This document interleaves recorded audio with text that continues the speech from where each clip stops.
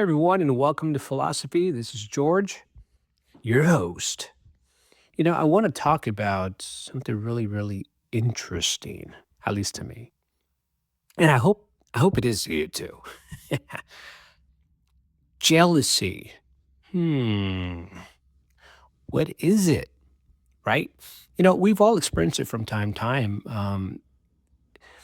It's obviously it's sparked or triggered by someone, right? Essentially, because we can't be jealous to a dog or a tree. So it's someone that has experienced some sort of success in their eyes, right? In other words, they have achieved some sort of goal per se that they've desired for themselves, right? So they moved from point A, from where you knew them, to point B, right? To where um, they fulfilled their desire, right? And now this is where it gets interesting. Now, what is jealousy? Right? I mean, ideally, we should be super happy for that person, right? Because they got from point A to point B, they made it, right? Um, they're successful, whatever, right? And but what is it within us that we feel kind of like well, obviously the word's jealous, but there's a resistance. It's a sense of resistance. There's a sense of kind of being angry, kind of being pissed off. Like, hey, dude, you should go back to, or hey, chick, you should go back to square one where I was comfortable with you being where you were. Okay, so I don't know if you're catching what I'm alluding to. It's growth. Say, okay, let me illustrate like this. You know, the person A, right? The person that you're jealous of per se, that person and you started up at, ground zero, right? And say they got to where they wanted to. So obviously there's some sort of movement, right? They got from one point to the next. While while you still remained kind of stagnant, right? Like you didn't get to where you wanted to be. So that's where I'm pointing at. Jealousy is the disparity or the separation of or the witnessing of motion of movement to where you want to be or where they wanted to be.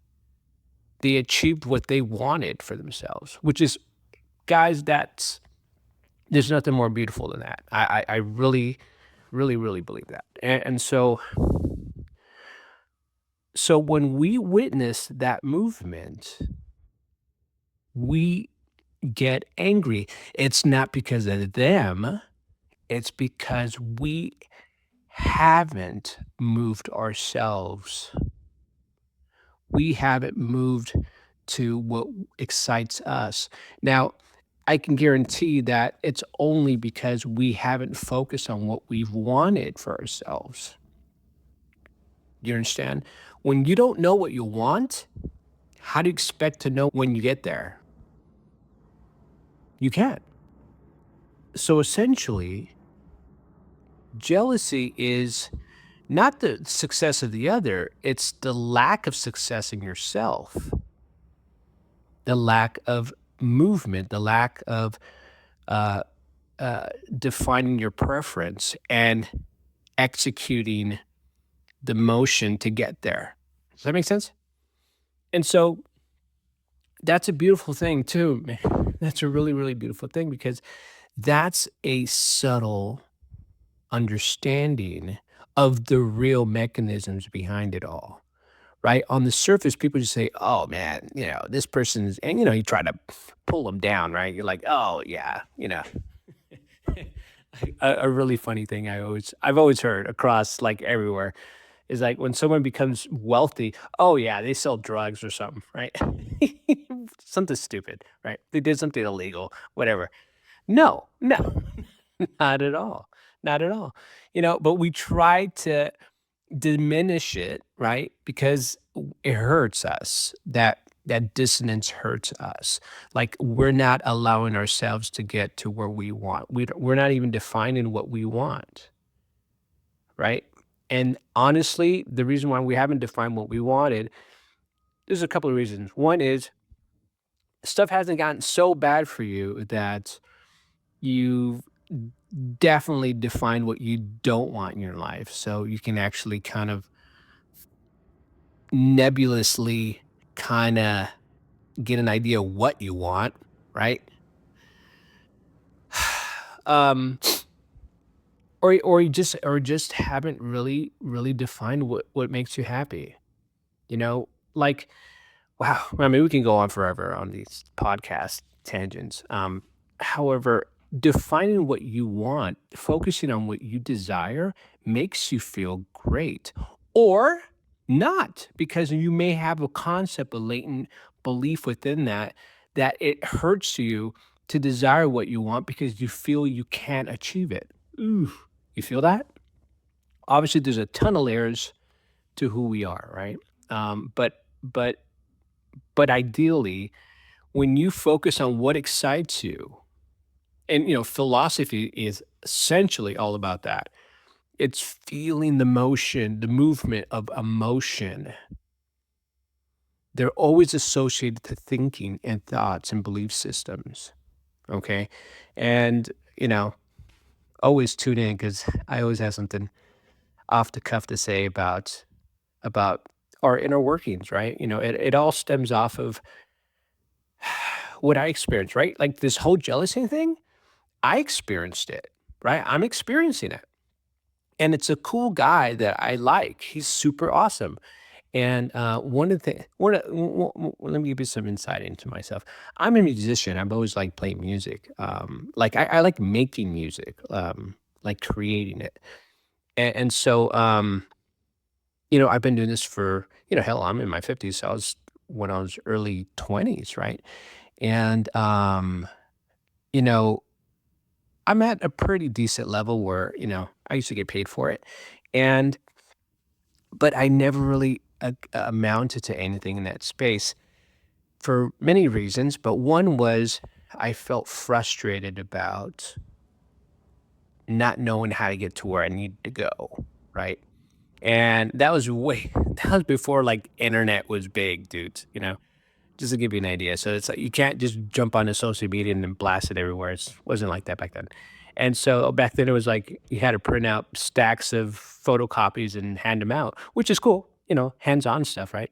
But overall, I had always issues with the musicians that I was working with because they play at the caliber I wanted them to, and whatever, right? Whatever. And so that whole music space for me was frustrating, really frustrating. To this day, it's a little weird, but hence, 30 years have lapsed, right? So this guy, he's a musician and he's good. He's good and he has lots of success at it. Touring and like doing great things. And I'm so happy for him. I mean, God, to love what you do and to be able to do it to and bring smiles to or levity to people's lives. That's dude, you can't get any that it can't get any better, right?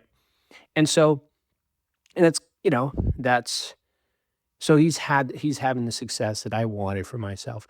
And so again, the reason why I bring this up is because he's allowed himself to get to where he wants to be. And I've always had um blocks. Like, but these are internal blocks. These are my own making, right? And that's obviously the basis of philosophies because we carry around a lot of luggage, a lot of like you know skeletons, right, in our closet, of our own making, and so they hold us back. And so celebration for movement, for success, for harnessing what you desire and achieving it, that's in this that's an inner process that's absolutely beautiful. In life, there's nothing that holds you back. There is nothing outside of you that holds you back, period. It's only ourselves, okay? And, he's a big lesson for me because I can definitely now recognize all that. And so, and I celebrate his success and that, gosh, that's absolutely magnificent. And so, and at the same rate, this is getting a little bit longer than I want it to be, but there's an aspect of philosophy is kind of my gig now. The way I perceive life for me has reasons, and the challenges that we go through, the how we've shaped our life to live the life that we live has a shaping ability to it. I I always find challenges in the inner workings of ourselves to be extraordinary. And if you kind of step back a little bit and reflect, if you don't go through pain, you don't learn. Ooh, that's kind of like I don't want it to be so much my motto, but it's effective. It's very effective. You know, by by walking down the street, tripping over the same crack on the sidewalk hundreds of times, there's gonna be a moment where you finally figure out that, I don't want a bloody nose anymore, right? So we learn, and that pain teaches us. Pain is very effective at uh, helping us refine what we do desire. So in the case of the sidewalk, it's I don't want a bloody nose anymore, right? I want to feel good. I want to feel complete and healthy, right? Now, oh, this could be oh my gosh, we can go into other podcasts off of this thing. But essentially, the desire to want the best for yourself isn't usually the first choice that we make or we think about. It's generally, I don't want a bloody nose. Oh. And if you think about I don't want a bloody nose, guess what? You're gonna get a bloody nose, right? Because you manifest it one way or another because you're so focused on it. Remember, what we feel subconsciously, what we, better said, not what we feel subconsciously, but how we behave. If you look back on how you behaved, that shows what you've truly believed in. Okay. Like, for example, if you feel scared about something and you're clammy clammy about it and your heart races, it's you really believe it, okay? It's not just like a fleeting thought. You believe it. It's in your core. Everything could be resolved, reframed, challenged, mutated, okay? Transmuted it into anything positive for yourself. So I'm choosing to see the dilemmas in my life as a positive, as a learning experience, which I therefore internalize process, and that's where philosophy has been really crystallized from. It's from my life experience, and it's a way of just helping myself explain what goes on, the inner workings of all of us, and the better I know this, the better I can relate it, and the quicker I can translate, any, like, pain that I have into prosperity, right? And that's what I want for you. That's what it's all about. There's nothing more beautiful, again, than moving from one point to the next and then looking back and patting yourself on the back, you know what I mean? So, I'll leave you there. So jealousy is essentially you finding fault with yourself in one way or another and not allowing yourself to achieve what you desire. Okay? That's a simple way of looking at it. Obviously, everybody has different combinations of everything and shades of whatever. Um, but it's a simple way of looking at it. And I want the best for you. I want you to achieve what you desire for yourself. Part of it is listening to this, believe it or not. Maybe some of it may not register at first, but some of it will get internalized and it'll pop up when it needs to. And when it does, you'll find, hopefully you remember this, but you may not. But the important thing that it works for you, that you see the benefit in the challenges, okay? And then that's how you grow, right? That's how you count the rings in the cross section of a tree, right? The growth of it is how many rings it has, and we put on lots of pain in our lives, and those are rings. It's important to transfer and transmute those rings into positivity, something productive and progressive for ourselves. Okay, I'm babbling now. I will end this. I love you guys very much. You have a wonderful day, and I hope this helps. See you guys next time. Make sure to visit georgebalboa.com and pick up a copy of Philosophy. It's an audio and in ebook version, digital.